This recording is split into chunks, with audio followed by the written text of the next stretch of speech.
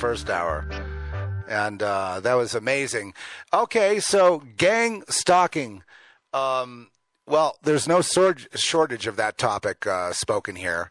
That is something I will not shut up about because, it's look. There's so many targeted individuals that tune in here and tune in elsewhere, to other shows too, to try to just find out what happened to them and, why they were targeted. In my case, I when this would happen time and time again, you weren't even aware of it at first. And then when you're made to be aware of the surveillance and people taking pictures and putting microphones in your house and or disturbing your house a little bit to kind of freak you out, it's all a satanic plot, really. It's just, but I wanted to get Dr. John Hall in here today because of the events. Obviously, we haven't spoken to him in a long time, and I kept meaning to get back to him again for a follow-up. But this is a good time because now you're seeing the ramp. You're seeing gang stalking going mainstream. No longer are people going to be, locked up in the nut house for talking about it because it's been legitimized, especially this last week. So let me see if I bring in our guest. Dr. John Hall, are you there? Yes, I am, Zeph. It's been a long time. It's good to hear from you again. Yeah, the time flies. Because I keep meaning to get back to people. It's just, and then it's 2 years. It's amazing. Has it been that long? I know it's been at least a year. That we talked about this topic last, and you're certainly one of the biggest proponents of exposing this that I know. Because because I've been through it, and I just, I actually just went through it again recently, and I'm not going to say anything about it right now because I want to find out, what I want to get an update from you right away. You wrote this book where you were kind of ostracized and criticized, and your job was in jeopardy. You had a lot of backlash, and I saw a lot of mean people trying to write stuff proving they never read the book, just giving you like 1 star on Amazon, and it seemed like they were stalkers. Well, so now how so since the writing of the book, what's been happening?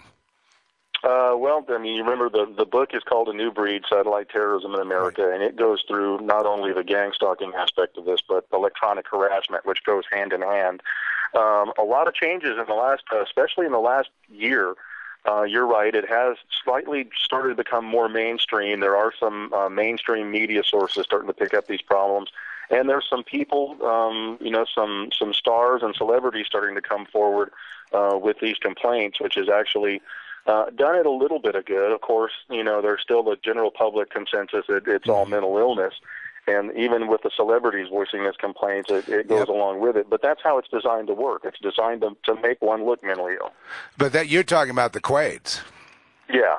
You're talking about Randy Quaid, and he came forth with a stunning admission of all this.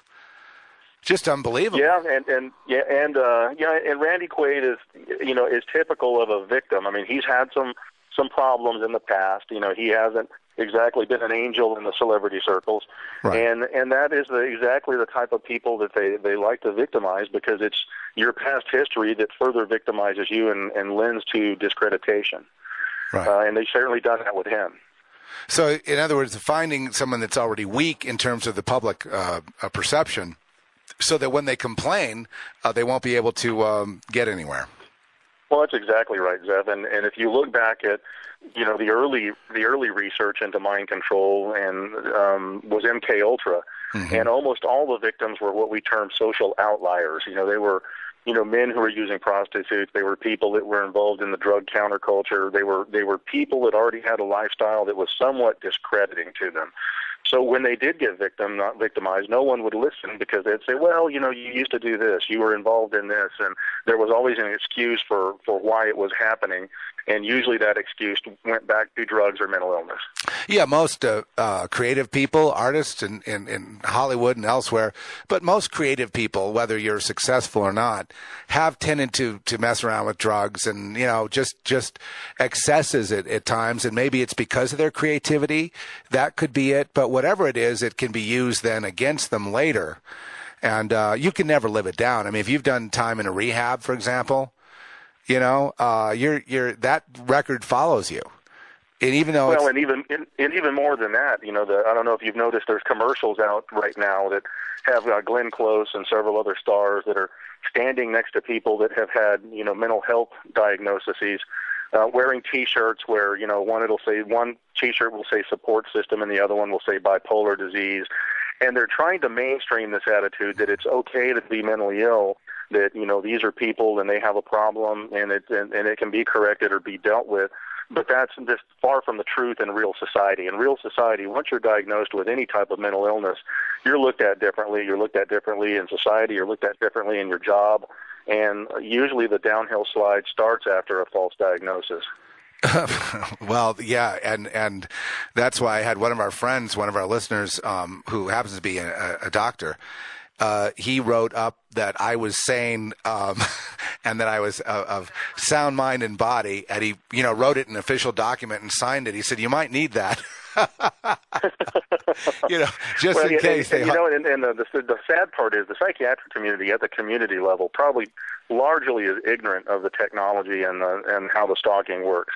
But at the top of the food chain in the American Psychiatric Association and Canadian Psychiatric Association, these psychiatrists, especially early on, were the ones behind the research. Ewan Cameron, Sidney Gottlieb, Jolyon West. Yeah, Jolyon West. Those organizations, they know very well this is going on. They were the proponents of it initially. And that is really the disgusting thing about that field of medicine, is when a large group of people start displaying symptoms that don't fit into the criteria for mental illness, they change the DSM-4 to fit them in. Right. I mean, if you don't have your mental illness, we'll find a new category for you. But isn't this again like the rise of psychiatrists, like they had in the Soviet Union? I mean, doesn't it go hand in hand with communism and socialism? Oh, sure it does. Sure it does.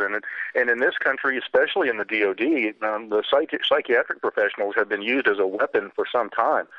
If you had an officer that disagreed with DOD policy, or a ranking officer that had different thoughts on something that went in contrary to his upper brass, one of the first things they do is pull that person in for a psychiatric eval. They call him a pedophile or a drug addict, mm-hmm. or give him a mental illness, and that way it allows them to marginalize that person's views.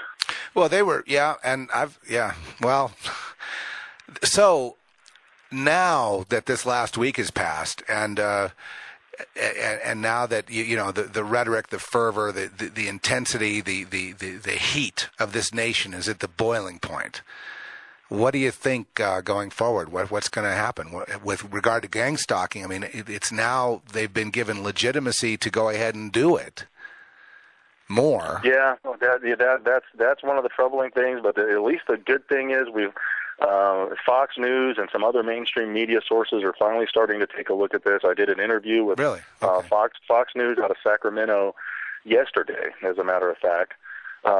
There's a individual, and I'll go ahead and mention his name. He's actually got some stuff out on the web. His name's Jesse Beltran, and I won't say his particular case, but he was witness to something that was kind of bad, and immediately started being gang stalked and electronically harassed afterwards. A very credible individual. What's his last name? His last name, sir? Beltran.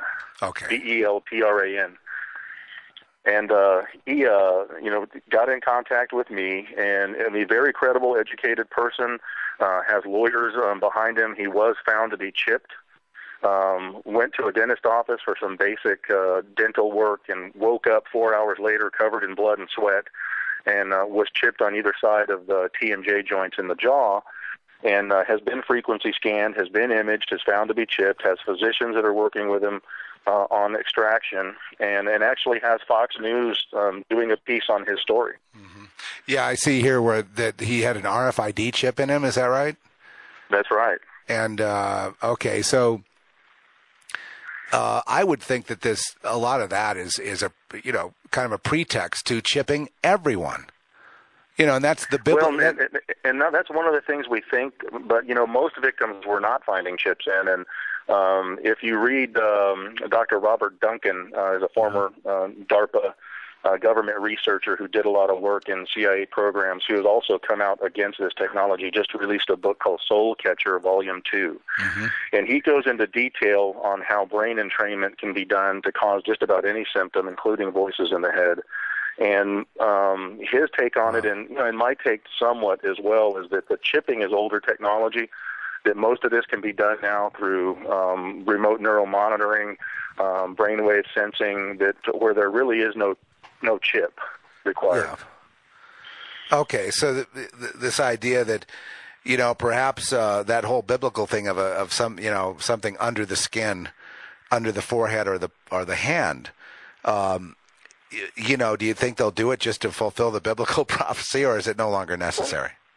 Well, it's not necessary to harass someone. Now, to fulfill biblical prophecy, certainly you would need a chip for data storage, to buy or sell. And and there have been, Verichip's been a strong proponent of that.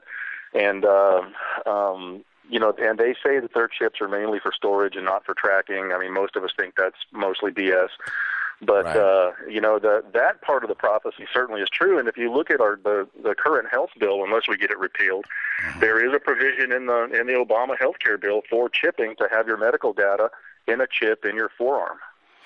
So there it is, the beginning of that kind of thing where eventually nobody could buy or sell with it. Yeah, it's amazing how it's going. I mean, it's supernatural and natural at the same time. It just seems to be going at such a quick pace that one almost gets this idea that we are really living in that last period of time. I cannot imagine this going, the end game here, going further than we are now, I guess, would become sort of a lockup type tyranny. Everybody tattling on everybody else, people being put in internment camps, neighborhoods being patrolled by military vehicles, and that sort of thing. I mean, that's the next step if we don't do something about it. Well, and Zeph, and my kind of take on it is, and I have a Christian background, and right. That's why I mentioned all that stuff, because I wouldn't have done that if you weren't. But I mean, since I know you believe also. Well, and if you, the way I kind of look at things, I look at things from an aspect of, if I were God and I had, something I created that was starting to get so advanced in their technology that they're approaching my ability as their God. Well, in my take, it would be time for that creation to go. And we're at that point now where he said very dispassionately, by the way. That's okay. Time for this. Okay. Go ahead. No, I thought if it's time for a break, I was just going to say we now have the ability to read each other's thoughts, the government to hear your thoughts in real time, and actually control the mind. And to me, that is one of the signs of the end of days, I would imagine. Yeah, because there's no further one it can go. And it's so scary and interesting and weird and kind of exciting in a sense that it's jibing in with this, kind of Mayan thing of 2012. I don't put a lot of stock into that, but it is interesting how it's all dovetailing together. And so quickly also. That kind of, in a way, gives me hope that we're going to hurtle on into the that this is really going to be the end of days like described in the book of Revelation, because then I know I'm going to see my Lord, Yeah. But at the same time, gosh, there's a huge fight that against that kind of thought. There's a lot of, like History Channel, Discovery Channel, all these channels putting all this billions of dollars into their productions to get us to, or millions anyway, to get us to have doubt in the biblical narrative, in the biblical story. Well, that's true, Zeph. Christianity is being hit from every side currently, and if you, even in this country by our own government, but if you look at other countries, violently, Turkey and a lot of the Arab countries have actually started bombing a lot of the Christian churches and Catholic churches, and I mean, it's getting to be a scary time to be a Christian, that's for sure. Time to stand up. Well, okay, so in the book you describe some of the most horrific. Some of the most, just you go through